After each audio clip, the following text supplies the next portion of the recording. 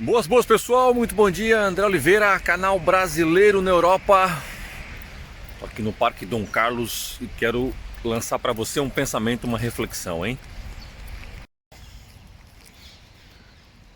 Então pessoal, mais uma vez bom dia, segunda-feira, começar mais uma semana aí com força. Como vocês viram, eu fui dar um trato na cabeleira, radical, cortei geral. E esse bate-papo já vem há muito tempo pensando nele, mas hoje acho que foi perfeito pela situação, tá? Vamos lá. Eu coloquei um post uma semana atrás no meu Instagram, onde eu tirei uma foto de um carro aqui em Caldas, de um serviço simples, uma empresa onde ele tinha as 4 bandeirinhas, né? Tinha inglês, francês, espanhol e português, né? Então, no post eu chamei a atenção, né? De que se a pessoa quer aqui trabalhar em Portugal, na Europa, no geral, se ela conseguir saber mais línguas, é interessante, etc e tal. Quem é que viu esse post? Depois escreve aqui embaixo. O que aconteceu? Teve lá uma fulana que escreveu assim: ah, tanta exigência para tão baixo salário. E eu fico muito triste quando eu vejo esse tipo de pensamento, porque a pessoa não está entendendo que o crescimento pessoal não tem a ver só com salário, não é? Não tem a ver só com você aprender mais coisas para poder conseguir um salário maior, né? Às vezes você quer empreender, às vezes você quer modificar alguma coisa na sua vida, você gosta de aprender. Eu acho que eu tenho muita curiosidade e então acabo por querer saber das coisas, e esse próprio canal e os outros canais que eu tenho tem sido uma aprendizagem gigante, entendeu? Porque é a vontade de aprender, é a vontade de saber, não só por salário ou por aumento de salário, etc. Então, acho um pensamento muito pequenininho. E hoje fui cortar o cabelo, como falei pra vocês, e cortei o cabelo, deixa pra cá pra vocês conhecerem pra cá. Cortei o cabelo aqui num salão que não tinha ido, uma barbearia dos indianos, que eles abriram tem pouco tempo e já tá sempre cheio lá, etc. E foi até o Caio, meu amigo, aquele que faz o podcast, que deu um toque: pô, corta lá, André, que lá é legal. E eu fui. E eu já estou para falar com você sobre isso há algum tempo, sobre esse pensamento, que é muito interessante, porque os indianos, eles estão em Portugal. Eu já estou aqui há 16 anos, desde sempre eu lembro de ver os indianos com lojinha de fruta, frutaria, mercearia. Agora nos últimos tempos eles estão muito focados nessa parte da barbearia, loja de sapato, né? E é muito curioso porque você não... Aqui em Portugal, na sua Caldas, você não vai ver indianos trabalhando para portugueses ou para brasileiros ou para angolanos, não interessa. Você não vai conhecer nenhum indiano que trabalhe para uma empresa portuguesa, que trabalhe nas obras, etc. Eles chegam em Portugal, não falam a língua, demoram imenso para poder aprender a falar, se comunicam em inglês, abrem negócios, prosperam, né? Lá em Benfica, quando eu morei em Benfica, tinha um indiano que ele abriu uma lojinha, uma mercearia, uma coisa de fruta. Depois, passado o quê? Uns 2 anos, eu lembro que eu falei com ele várias vezes, ele já tinha aberto uma terceira loja, já tinha 3 lojas, né? Então eles chegam aqui com as mesmas dificuldades que um brasileiro, aliás, mais porque não falam a língua. Eles abrem o seu negócio, eles prosperam, eles têm um crescimento legal, né? Eu estava falando com esse rapaz agora, um rapaz novinho, deve ter o quê? 25 anos, 23 anos, o que me cortou o cabelo. E até eu perguntei para ele: bom, mas você vai... Como é que é? Você vai ficar aqui nesse salão? Ele falou: não, eu quero abrir o meu negócio logo. Aí a gente ficou conversando tal, sobre esse mindset. E realmente ele falou que é muito comum eles começarem a trabalhar num lugar e passado pouco tempo eles prosperam, eles mesmos saem, e o patrão, no caso o amigo, o chefe, sei lá, deles indiano, também já sabe o que eles vão fazer. O caminho é esse: eles aprendem e depois abrem o seu próprio negócio. Então ele falou que não pensa em não abrir em Caldas, vai abrir aqui à volta. Então olha que louco, né? Eu vejo tanta gente no canal, e ainda mais quando o canal tem muitos brasileiros, eu vejo muitos brasileiros falando: ah, Portugal não tem oportunidades, paga pouco, blá blá blá blá blá, né? Mas também, por outro lado, as pessoas não querem se arriscar nada, não querem fazer seu próprio negócio, têm dificuldade em entender que o prosperar não tem a ver só com salário, né? Então, à espera de ajudas do Estado. Não estou dizendo que todo mundo seja assim, mas ainda vejo muito, muito. Sem comentários, eu digo com certeza que 10, 15%, 20% às vezes, né? São pessoas que estão sempre reclamando, que não tem oportunidade, que blá blá blá blá blá, entendeu? Sempre pensando em salário, preocupado em fazer muitas vezes o mínimo, como essa fulana falou, pô, exige tanto e paga tão pouco, né? Então, gente, esse pensamento não dá, entendeu? Não rola. Se você quer sair da sua bolinha, se você quer progredir, se você quer avançar na sua vida, e avançar na sua vida não é só você pular de país, porque se você vier com a mesma cabeça, né, provavelmente os seus problemas vão ser os mesmos, né? Se você não modificar nada, o seu pensamento, só vai mudar o país, porque você vai ficar sempre com os mesmos problemas, tá? Eu não tô aqui para ensinar ninguém, foi só uma reflexão minha. E é curioso você ver não só os indianos, hein? Os chineses também.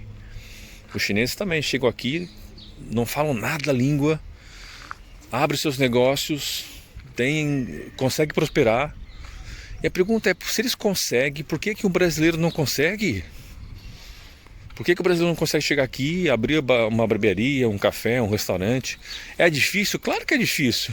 Se fosse fácil ser patrão, fosse fácil ser empreendedor, né? Aliás, eu brinco sempre que a palavra empreendedor tem muito a ver com isso, né? Empreender na dor, né? Empreendedor.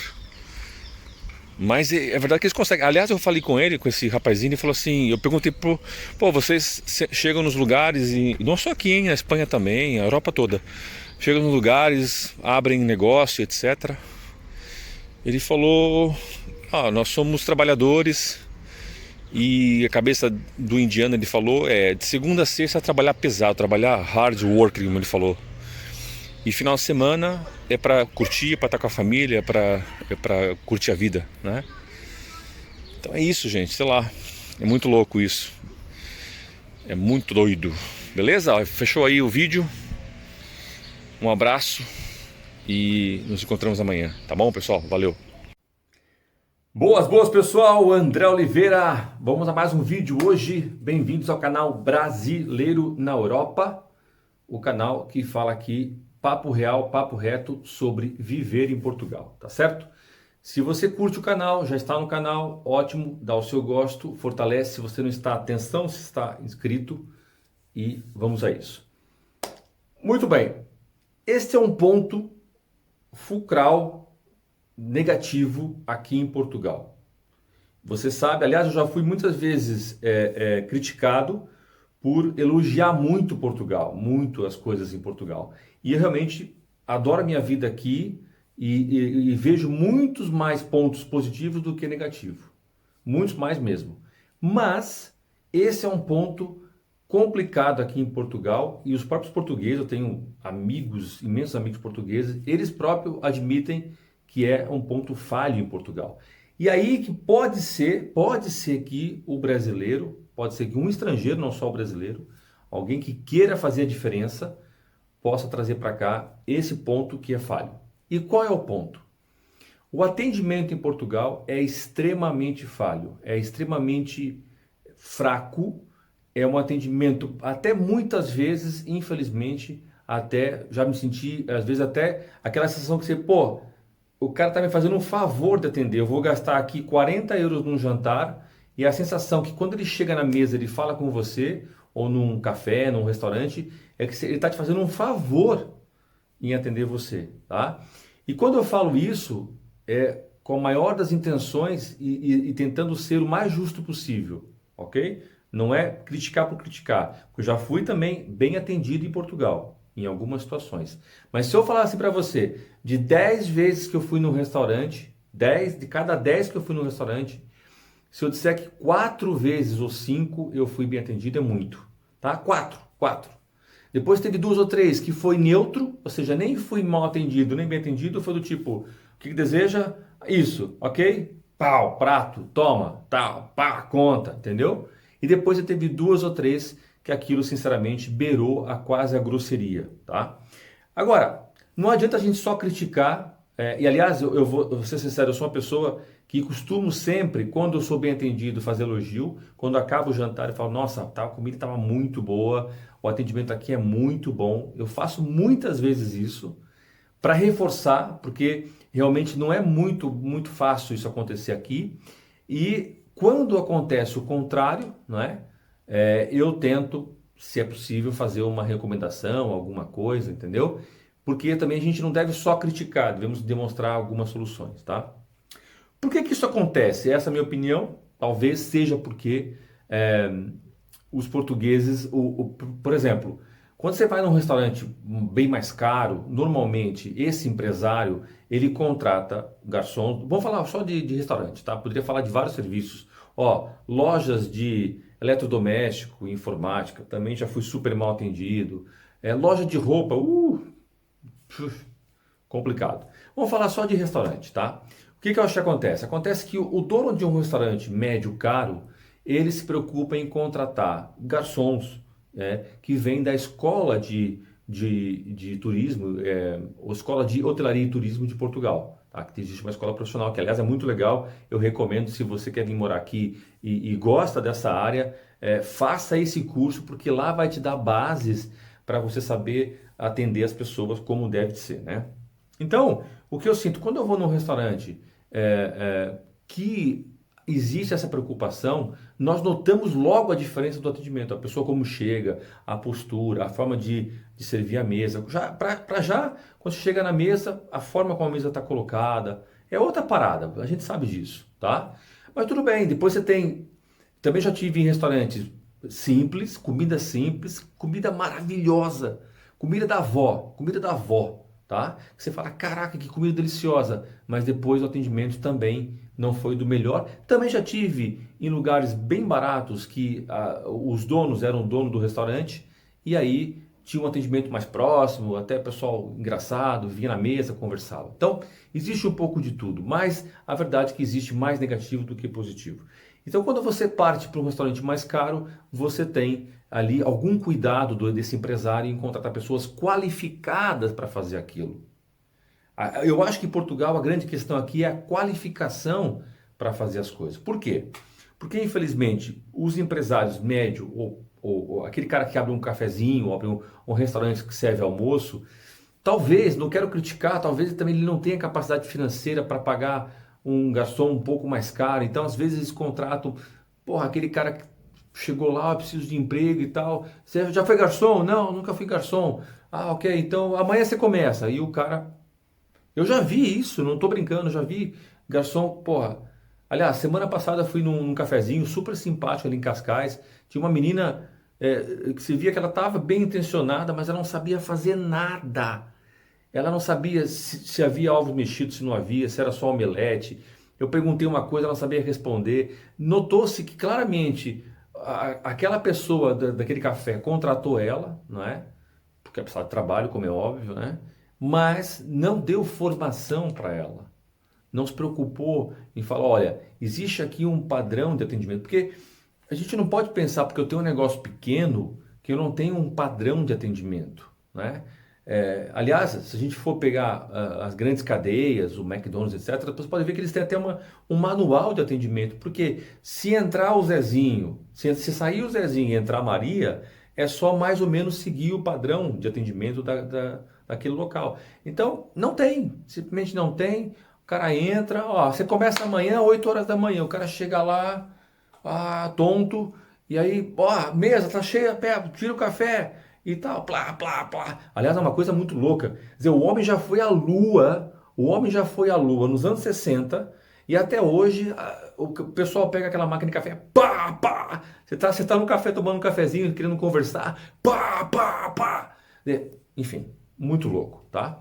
Então, onde é que eu acho, não é? Onde é que eu acho que talvez e já vi situações também parecidas com essa, que você pode, se você tem intenção de abrir negócio aqui, seja roupa, seja arte, cultura, restaurante e tal, Onde é que você deve investir? Porque o português gosta, não é uma questão que o português não está nem aí. Muito pelo contrário, os meus amigos portugueses reconhecem que esse é um ponto falho aqui e quando são bem atendidos gostam, tá?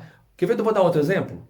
Aqui em Portugal, quase tudo é feito por você próprio, por si próprio, né? Então, você quer pôr gasolina, você chega na bomba e põe gasolina. Aí você paga e tal. O que eu sinto é que existe alguns postos de gasolina em Lisboa que tem um cara que abastece, né? E, ó, é mais cheio. Por que será que é mais cheio? Eu fico pensando, será que realmente o português... Eu acho que o português, ou as pessoas que vivem aqui, não se importam. Eu não me importo de eu pôr a minha gasolina. Confesso, não me importo. Mas eu confesso que quando eu passo, eu tenho que pôr gasolina, eu passo e sei que tem um lugar que o cara põe para minha gasolina, até, por exemplo, em São Paulo. Em São Paulo, eu não sei o Brasil todo, mas em São Paulo, pô, adorava. Chegava lá, o cara colocava gasolina, limpava o para-brisa, colocava água no radiador, lá na água para limpar o para-brisa e tal. Então, ou seja, o que eu acho que falta aqui é esse atendimento mais cuidado, entendeu? Esse atendimento mais próximo das pessoas. Talvez você, como empresário, possa pensar nesse sentido, né? E aí você vai trazer aqui uma coisa que é impressionante eu falar isso, tão óbvio, né? Um país que tem, aliás, é um erro, as pessoas que pensam, é um país pobre. Meu, vem aqui ver o tipo de restaurante que existe aqui, restaurantes caríssimos, cultura também, coisas também que são caras, casas, apartamentos, ou seja, o dinheiro está aqui, gente. E as pessoas gostam de gastar, o português gosta de sair, gosta de comer, gosta de ser bem atendido e muitas vezes não é. Não é. E como eu falei, não tem a ver com preço, tá? A verdade é que quando eu fui em restaurantes mais caros, essa conta caiu. Ou seja, se eu fui em 10 vezes em restaurante caro, provavelmente só um ou dois é que eu não fui tão bem atendido, né? E quando a gente parte para o outro lado, é ao contrário, tá? Então, eu não estou falando aqui de dinheiro ou de valor das coisas, eu estou falando de atendimento, tá? Talvez você possa trazer isso para cá, lançar o teu negócio preocupado no atendimento. Eu sei que isso pode custar caro, porque provavelmente você vai ter que ter mais que um funcionário, ou vai ter que colocá-lo em uma escola, numa formação, mas isso vale a pena. Isso vale a pena porque vai te trazer retorno a longo prazo. Ainda mais num país que isso é falho, possivelmente você vai sentir que a longo prazo isso vai te trazer retorno, tá bom? Então fica essa dica aí, tá, pessoal? Um abraço, obrigado, não esquece, põe seu gosto, partilha e até o próximo vídeo. Valeu! Boas, pessoal, André Oliveira, canal brasileiro na Europa, tudo bem com vocês? Vamos a mais um vídeo direto na veia. Lembrando que se você curte o canal, quer que ele cresça, ajuda também dando o seu gosto e partilhando para mais pessoas conhecerem o canal.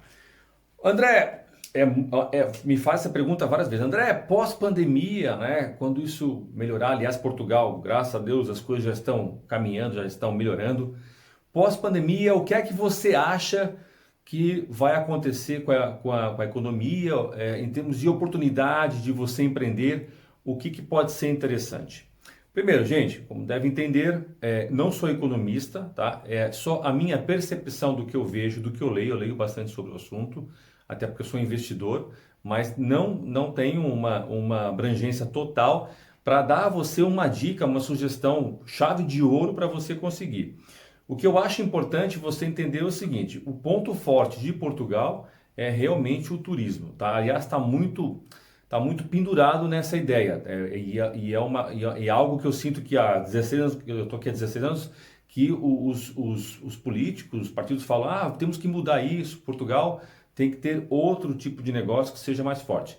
Nos últimos 5 anos, Portugal se destacou na área tecnológica, né? Tem agora já vários parques tecnológico, mas ainda foi uma semente que lançaram, está dando fruto, mas a gente não pode dizer que a nova era de Portugal é a tecnologia. Eu sinto que ainda não pode vir a ser, tá?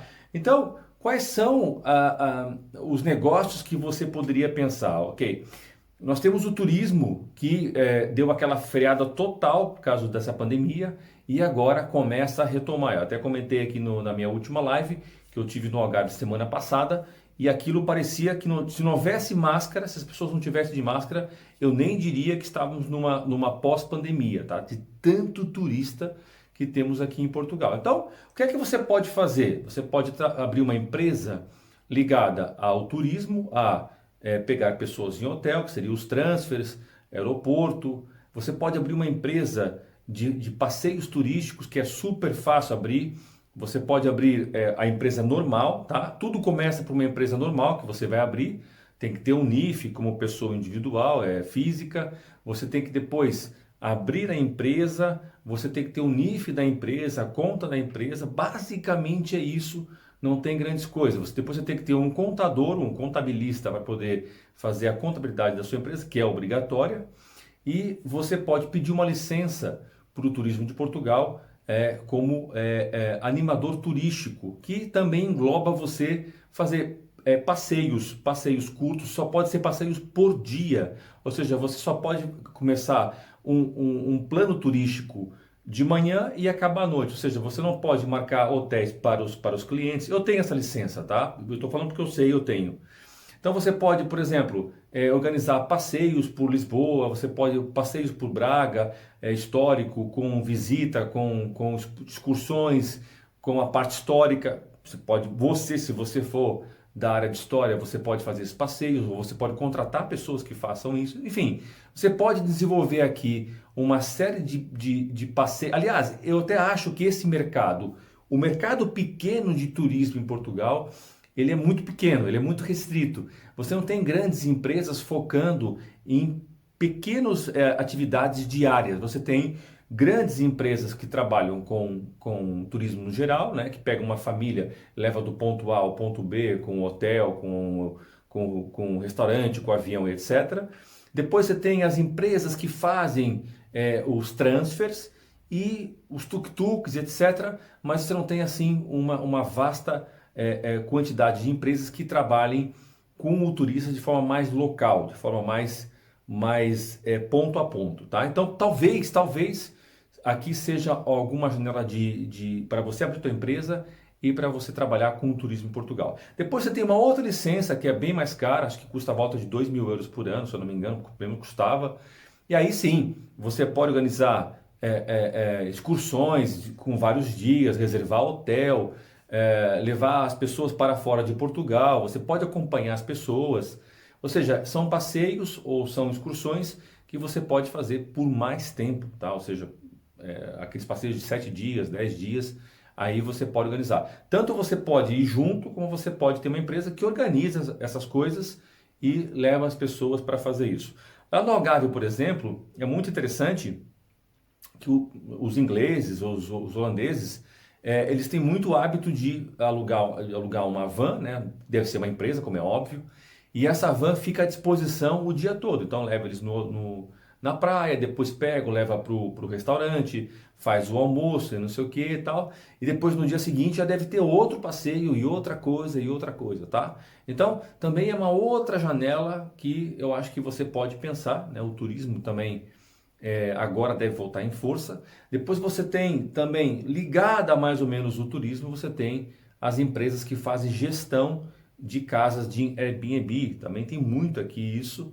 E acho que agora, aliás, as ações do Airbnb dispararam, né? Porque justamente agora vai retomar, pelo menos aqui na Europa, as coisas estão mais ou menos retomando, Portugal está retomando. E eu acredito que em pouco tempo, 6 meses, 4 meses, 6 meses, um pouquinho mais talvez, essas casas, esses alojamentos locais vão começar de novo a arrepiar. E aí os investidores vão voltar a querer investir em Portugal nesse sentido. E claro, o investidor normalmente tem 3, 4, 5, 6 casas, e às vezes nem mora aqui em Portugal, tem que ter empresas que façam a gestão desse negócio local, tá? Então eu estou dando aqui apenas 3 ideias para você pensar no assunto, né, ligado ao turismo, e sabendo que quando a gente fala de turismo, a gente só focou um pouquinho aqui em praia, em passeio e tal, você tem o turismo do vinho, o turismo de alimentação, o turismo local ligado à história. Você tem, assim, a gente poderia passar aqui um tempão falando de várias coisas, mas aí cabe você também agora dar uma pesquisada, lembrar que Portugal tem essa grande oportunidade, que você tem um país pequeno, que você consegue fazer em 700 quilômetros de uma ponta a outra, né? Então, se você tiver que pegar os ingleses no Algarve e jantar com eles em Lisboa, né? Se tiver dentro do seu plano isso aí, é super viável, dá para fazer, entendeu? Se você quiser pegar uma pessoa do norte e levar até o Algarve, é um pouquinho mais puxado, mas dá. Você atravessa o país todo num dia só. Então eu acho que isso é uma grande oportunidade para quem tem boas ideias, para quem quer começar um negócio pequeno, porque o investimento não é muito grande, tá? Você pode abrir empresa que é barato, você vai gastar para abrir empresa, sei lá, 500, 600 euros, né? Depois você vai ter que, claro, não sei o que você vai fazer, se você, por exemplo, quem vai fazer passeios locais, né? Caminhada com história, por exemplo, tá? Não precisa de nada, simplesmente tem que ter um bom Instagram, um bom site, boa divulgação, talvez fazer algum post patrocinado, atrair as pessoas, ou trabalhar com canais também do YouTube.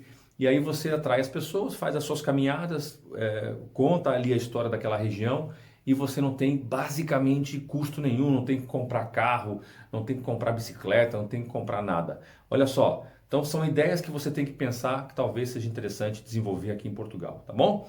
Você tem alguma outra ideia que você já pensou, quer dividir com a gente aqui para outras pessoas também se motivarem? Então põe aqui embaixo nos comentários e nos encontramos então no próximo vídeo. Não esqueça, põe o seu gosto no canal e fortalece o canal partilhando para mais pessoas, tá? Quer falar comigo? Qualquer outro assunto, quer fazer uma sessão do WhatsApp, esclarecer tudo sobre Portugal e eu dar uma revisada no seu plano de chegada em Portugal? Então tá aqui embaixo o meu contato no WhatsApp, tá bom?